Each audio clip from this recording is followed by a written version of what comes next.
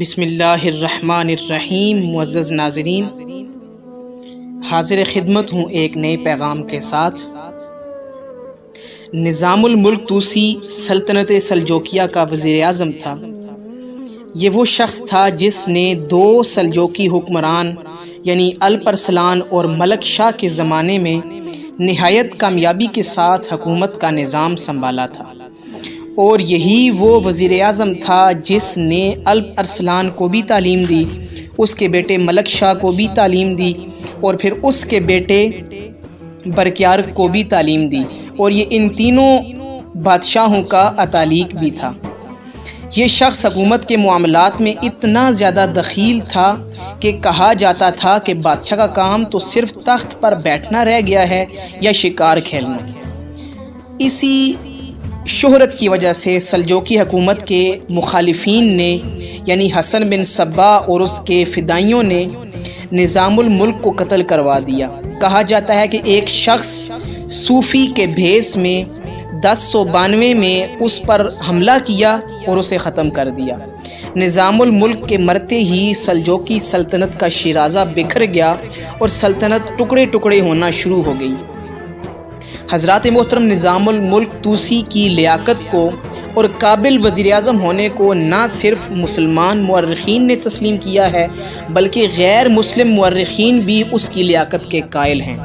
مثلاً پی کے ہیٹی نے اپنی کتاب ہسٹری آف دی عربز میں نظام الملک کے بارے میں لکھا کہ one of the ornament of the political history of Islam, کہ نظام الملک وہ شخص ہے جو اسلام کی سیاسی تاریخ میں ایک روشن درخشندہ نام کی حیثیت رکھتا ہے۔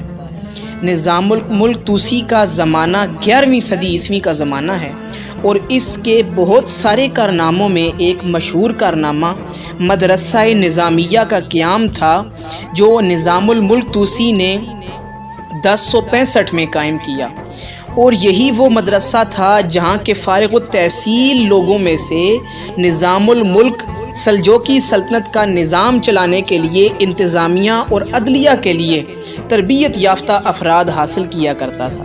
نظام الملک طوسی نے حکومت کرنے کے طریقوں پر ایک کتاب لکھی جس کا نام تھا سیاست نامہ۔ اس کتاب کے اندر نظام الملک طوسی کا ایک بہت مشہور قول موجود ہے جو نہ صرف اس زمانے میں بلکہ آج بھی ہمارے لیے مشعل راہ کی حیثیت رکھتا ہے۔ آپ اپنی کتاب میں لکھتے ہیں کہ الملک یبکی مع الکفر ولا یبکی مع الظلم، کہ حکومت اور سلطنت اور بادشاہت اور ملک جو ہے کفر کے ساتھ تو باقی رہ سکتا ہے لیکن وہ ظلم کے ساتھ باقی نہیں رہ سکتا۔ یہ اصول بادشاہ کے لیے بھی ہے اور ایک عام آدمی کے لیے بھی ہے، کیونکہ ہر آدمی کا اپنا اپنا ایک دائرہ عمل ہوتا ہے۔ بادشاہ کا دائرہ کار بڑا ہوتا ہے اور عام آدمی کا چھوٹا۔ جو آدمی کامیابی کے ساتھ زندہ رہنا چاہتا ہو تو اس کے لیے ضروری ہے کہ وہ اپنے دائرے میں ظلم کرنے سے بچے۔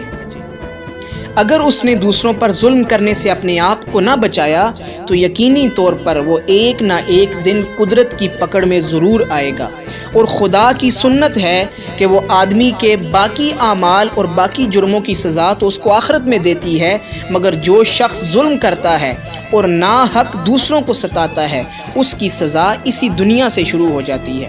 ظلم کرنے والا خدا کی پکڑ سے بچ نہیں سکتا، چاہے وہ جلد پکڑا جائے یا دیر میں پکڑا جائے۔ ظلم وہ برائی ہے کہ جس کا خمیازہ آدمی کی اولاد تک کو بھگتنا پڑتا ہے۔ ظلم کرنے والا چاہے کوئی حکمران ہو یا حکمران نہ ہو، اگر وہ اپنے ظلم پر قائم رہتا ہے تو لازماً ایسا ہوگا کہ اس کے ظلم کا انجام اس کے خاندان تک بھی پہنچے گا۔ آدمی اپنے بچوں کی خاطر ظلم کرتا ہے، دوسروں کا حق غصب کرتا ہے، دوسروں کو تکلیف دیتا ہے تاکہ وہ زیادہ سے زیادہ منافع حاصل کرے اور اپنے بچوں کے لیے بہتری کا سامان پیدا کرے، حالانکہ بچوں کے حق میں ظلم سے زیادہ بری وراثت کوئی بھی نہیں۔ تو حضرات محترم، ہمیں اس ساری صورتحال سے اور اس سارے واقعے سے سبق یہ ملتا ہے کہ ہم اس پر عمل کریں تاکہ ہماری دنیا بھی بہتر ہو اور آخرت بھی بہتر ہو، اور اس کے ساتھ ساتھ ہماری بادشاہت، ہمارا ملک تا دیر قائم و دائم رہے۔